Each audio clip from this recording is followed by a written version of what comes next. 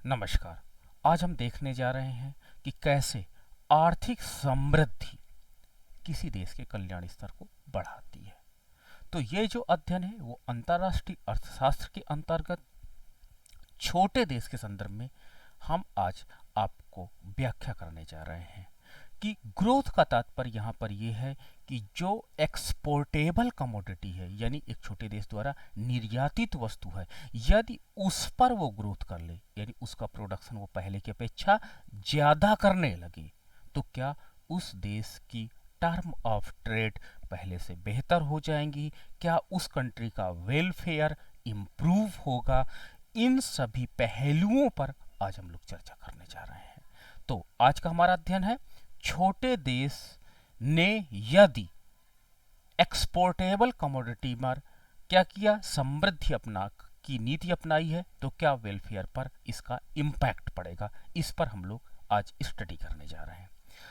तो यहां पर रेखा चित्र में हमने आधार अक्ष को एक्स लिया है, यहां पर आधार अक्ष एक्स है आपका, एंड ये आपकी जो एक्स कमोडिटी है ये आपकी एक्सपोर्टेबल है, ये निर्यातित वस्तु है, तथा वाई एक्सिस पर हमने वाई कमोडिटी को लिया है और जो इंपोर्टेबल है, इंपोर्टेबल है जो आयातित है।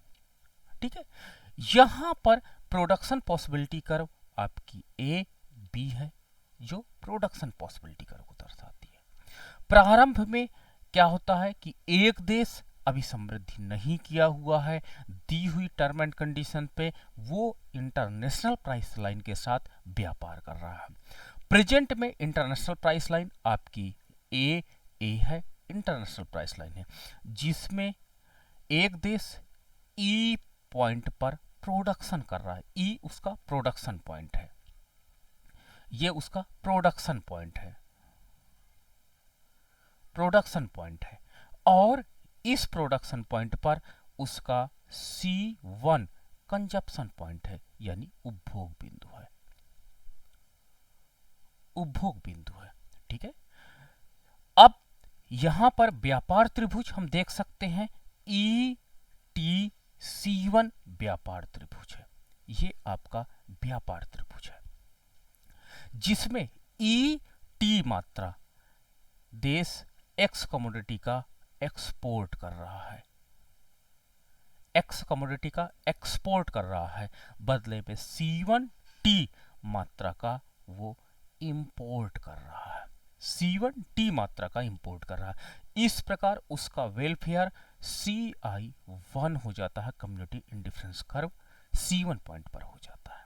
ठीक है, अब देख सकते हैं कि यदि वो देश ने ग्रोथ कर लिया है, ठीक है, ग्रोथ कर लिया है, तो आप देखिएगा कि जो आपके पास इंपोर्टेबल कमोडिटी आपका मान के चलते हैं कुछ भी है, उसकी अपेक्षा उसने क्या किया, एक्स कमोडिटी पर ज्यादा संसाधनों को लगा दिया है, that is A1 and B1। तो आप देख सकते हो कि यहां पर मान लीजिए एक छोटा देश लेबर इंटेंसिव है, तो लेबर इंटेंसिव जो आपका स्केल है उसको उसने बढ़ा दिया है। तो जब लेबर इंटेंसिव स्केल को इसने बढ़ा दिया है तो आप देख सकते हो कि हम OB से OB1 पॉइंट पे यानी इतना हमने ग्रोथ किया है, B से B1 हमने ग्रोथ किया, अपने क्या कहते हैं प्रोडक्शन स्केल को बढ़ा दिया है।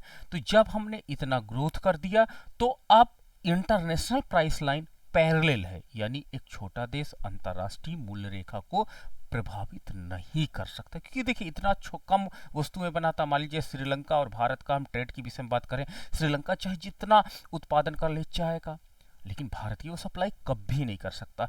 तो छोटा देश के पास इतनी ताकत नहीं होती कि वो अंतरराष्ट्रीय प्राइस लाइन को फ्लैक्चुएट कर सके, तो वो पैरेलल रहती है। तो इंटरनेशनल प्राइस लाइन जो AA है इसी के पैरेलल आपकी BB हो जाती है, ये पैरेलल इंटरनेशनल लाइन है जो ये बताती है कि एक छोटा देश भले उसने समृद्धि की नीति अपनाई है, लेकिन इंटरनेशनल लेवल पर इतना सफिशिएंट नहीं है कि इंटरनेशनल प्राइस लाइन को वो प्रभावित कर सके। तो इस प्रकार अब नया उसका जो प्रोडक्शन पॉइंट हो जाता है वो E1 हो जाता है, ये न्यू प्रोडक्शन पॉइंट आपका हो जाता है।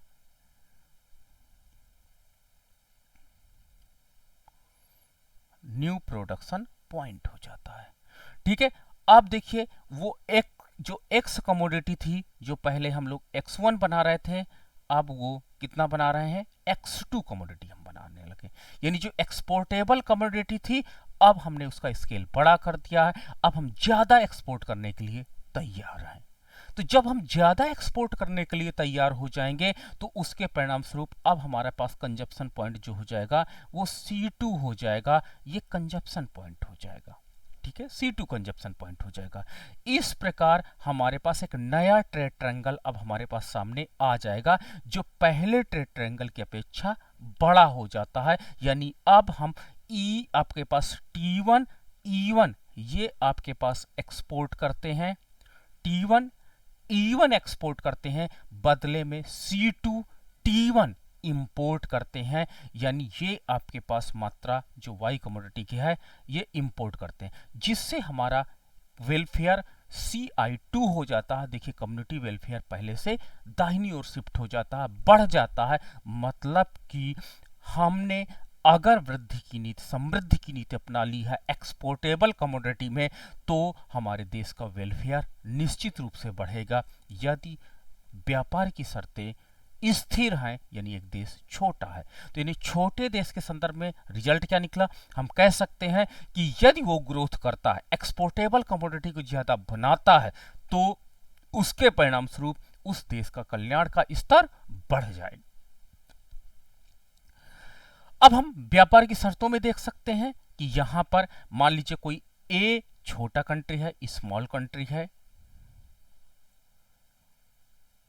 स्मॉल कंट्री है, एक्स कमोडिटी का उत्पादन कर रहा है। अब देखिए ये उसकी क्या है, ऑफर कर्व है। मान लीजिए मैंने OE ऑफर कर्व उसका नाम रखा, OE ऑफर कर्व है, और ये इंटरनेशनल आपके ट्रेड लाइन है, दैट इज OT है। तो ये आपके पास यहां पर इक्विलिब्रियम पॉइंट हम मान के चलते हैं A है, और इसको अगर हम नीचे मिला देते हैं तो आप देख सकते हो कि OX1A ये एक प्रकार का ट्रेड ट्रायंगल है, जिसमें हम OX1 मात्रा को क्या करते हैं, एक्सपोर्ट करते हैं, और बदले में AX1 मात्रा को इंपोर्ट करते हैं। ठीक है, ये हम इंपोर्ट करते हैं, ये हमारे पास ट्रेड ट्रायंगल हो जाता है, और व्यापार की शर्तें OT हो जाती हैं। अब क्या हो जाता है, जब हमने वृद्धि यानी समृद्धि की नीति अपना ली है, तो हमारे पास क्या हो जाता है, ये ट्रेड ट्रायंगल तो आप देख सकते हो, तो उससे ऑफर कर्व दाहिनी ओर शिफ्ट होता है, और नया ऑफर कर्व आपका हो जाता है OE1 हो जाता है। लेकिन एक छोटा देश है, इसलिए जो अंतरराष्ट्रीय मूल्य रेखा होती है उसकी ढाल में कोई परिवर्तन नहीं होता है, वो कहीं पर शिफ्ट नहीं होता, क्योंकि छोटा देश अपनी पूर्ति द्वारा अंतरराष्ट्रीय मूल्य स्तर को प्रभावित नहीं कर सकता। इसलिए नया संतुलन बिंदु हमारे पास A1 हो जाता है, और इसको जब हम आधार अच्छे से मिला देते हैं, तो अब एक कंट्री OX2 मात्रा का, इतनी मात्रा का अब एक्सपोर्ट करने लगता है। ये आपका ग्रोथ के बाद है, हम इतनी मात्रा का एक्सपोर्ट करने लगते हैं, और जिसके परिणाम स्वरूप हम ह्यूज मात्रा, कितना, X2A1 मात्रा का हम लोग क्या करते हैं, इंपोर्ट करने लगते हैं। जब हम ज्यादा एक्सपोर्ट करेंगे, ज्यादा इंपोर्ट करेंगे, तो कंजप्शन ज्यादा होगा, जब कंजप्शन ज्यादा होगा तो वेलफेयर ज्यादा होगा। तो अभी कभी ये मत समझ लीजिए कि इंपोर्ट ज्यादा हुआ तो हमारे लिए प्रॉब्लम हो जाएगी। एक्सपोर्ट ज्यादा एंड इंपोर्ट ज्यादा, ज्यादा एक्सपोर्ट ज्यादा इंपोर्ट, जिसके परिणाम स्वरूप देश में कंजप्शन ज्यादा, देश में कंजप्शन ज्यादा, और जब कंजप्शन ज्यादा हो जाएगा तो उसके परिणाम स्वरूप वेलफेयर आपके पास, उसके पास वेलफेयर ज्यादा हो जाएगा, उससे क्या हो जाएगा, कल्याण का स्तर पहले से बढ़ जाएगा। तो एक छोटे देश को यदि एक्सपोर्टेबल कमोडिटी में हम स्पेशलाइजेशन करते हैं, तो उसके परिणाम स्वरूप व्यापार की शर्तों में कोई परिवर्तन नहीं होता, बल्कि व्यापार का साइज बढ़ जाता है, ट्रायंगल का मान पहले से बढ़ जाता है, और वो उस देश के वेलफेयर को बढ़ाने वाला होता है। तो इसलिए एक छोटे देश को एक्सपोर्टेबल पॉलिसी को अपनाना चाहिए, ज़्यादा से ज़्यादा वस्तुओं को निर्यात करना चाहिए, अपने देश में ऐसी इंडस्ट्री लगानी चाहिए जो एक्सपोर्ट ज़्यादा करे, उससे इंपोर्ट हम ज़्यादा कर पाएंगे और हमारे देश का कंजप्शन का लेवल बढ़ेगा और परिणाम स्वरूप हमारा वेलफेयर देश का बढ़ जाएगा। तो ये हमारे एक छोटे देश से देश के संदर्भ में एक स्टडी थी। So much, thank you.